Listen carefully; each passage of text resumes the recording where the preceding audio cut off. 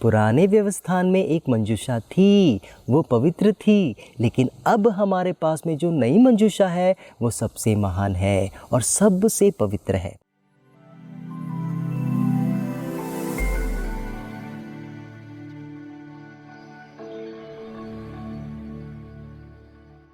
सबों को जय शिव। मेरे मित्रों, आज का पाठ संत लूकस अध्याय 1 पद संख्या 39 से लिया गया है। हम पाते हैं मरियम जो गर्भवती है वो एलिजाबेथ से भेंट करती है और उनके बीच में वार्तालाप होता है। ऐसा प्रतीत होता है कि संत लूकस हमें इस घटना के द्वारा कुछ बातें, विशेष बातें प्रूव करना चाहते हैं, सिद्ध करना चाहते हैं। कौन सी बातें हैं वो?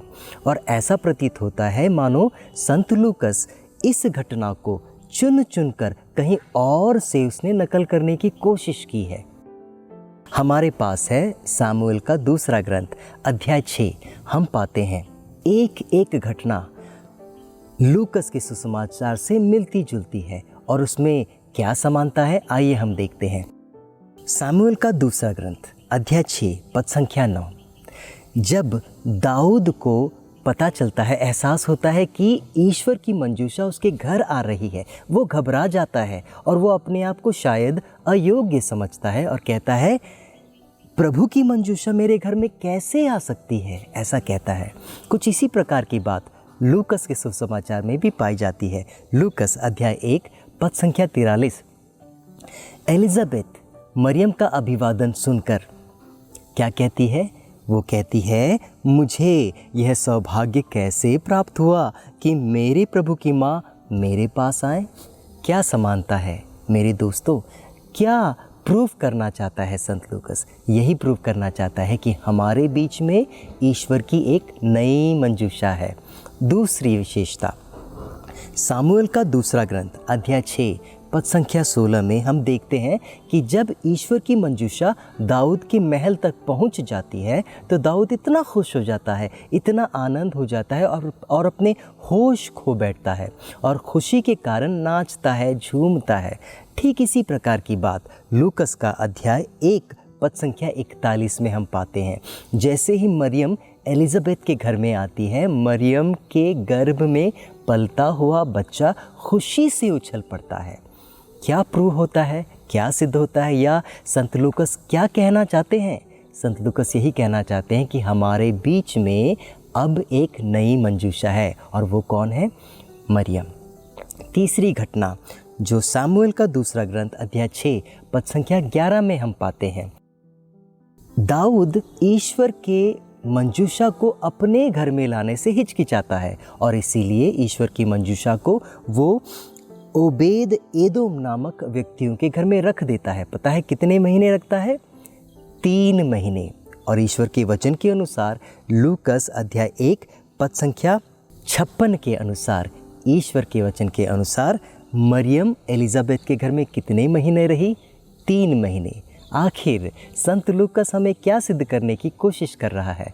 वह यही बताने की कोशिश कर रहा है कि पुराने व्यवस्थान में एक मंजूषा थी, वो पवित्र थी, लेकिन अब हमारे पास में जो नई मंजूषा है वो सबसे महान है और सबसे पवित्र है। इसीलिए मैं आपकी नज़र एक और घटना पर लाना चाहता हूँ और वो है सामुएल का दूसरा ग्रंथ अध्याय 6 पद संख्या 6। एक बेहद ही दुखद घटना। राजा दाऊद ईश्वर की मंजूषा को अपने घर लाना चाहता है। ईश्वर की मंजूषा को बैलगाड़ी में रखकर एक व्यक्ति जिसका नाम है उज्जा बैलों को हाँकते हुए आगे बढ़ता है। गाड़ी के चक्के के सामने एक पत्थर आ जाता है, गाड़ी लुढ़कने लगती है जिससे ईश्वर की मंजूषा गिरने को होती है और उसे बचाने के लिए बेचारा उज्जा अपना हाथ बढ़ा देता है। क्या होता है? उज्जा ईश्वर की मंजूषा को तो बचा लेता है, लेकिन दुख की बात है ईश्वर शायद नाराज़ हो जाता है। उज्जा उसी क्षण वहाँ से गिर जाता है और उसकी मौत हो जाती है। क्या बात है मेरे मित्रों, ईश्वर की मंजूषा इतनी पवित्र थी, लकड़ी की बनी होगी और सोने चांदी से गढ़ी हुई एक मंजूषा होगी, लेकिन कहा जाता है वचनों के अनुसार ईश्वर की मंजूषा के भीतर प्रभु के 10 नियम थे, जिसके कारण ईश्वर की मंजूषा इतनी पवित्र हो गई कि साधारण इंसान, उज्जा जैसे साधारण इंसान उसे छू भी नहीं पाते थे। दूसरी बात, उसमें हारून की छड़ी भी रखी गई थी। तीसरी बात, उसमें मन्ना रखने वाला एक छोटा सा कटोरा भी पाया जाता था। इन तीनों चीज़ों को रखने के बाद ईश्वर की मंजूषा इतनी पवित्र हो गई, इतनी पवित्र हो गई कि साधारण लोग उसे छूने के बाद मर जाते थे। मेरे मित्रों, अगर वो साधारण सा डिब्बा ईश्वर की मंजूषा इतना पवित्र हो जाता है तो सोचिए ना, हमारे बीच में जो नई मंजूषा है वो कितनी पवित्र होगी।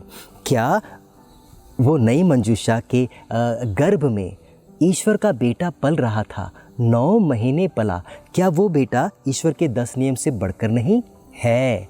क्या वह बेटा, वह बालक हारून की छड़ी से बढ़कर नहीं? बिल्कुल भी है। क्या वह बालक मन्ना रखने वाला कटोरा से बढ़कर नहीं? बिल्कुल है। और इन तीनों चीज़ों के कारण अगर ईश्वर की मंजूषा पवित्र हो जाती है तो सोचिए ना, ज़रा सोचिए, जिस गर्भ में प्रभु यीशु 9 महीने रहा, वह गर्भ और वह शरीर कितना पवित्र होगा। क्या हम ऐसी पवित्रता का अंदाज़ा भी लगा सकते हैं? शायद नहीं लगा सकते, क्योंकि यही सबसे पवित्र और सबसे महान मंजूषा है। आमीन। जय यीशु।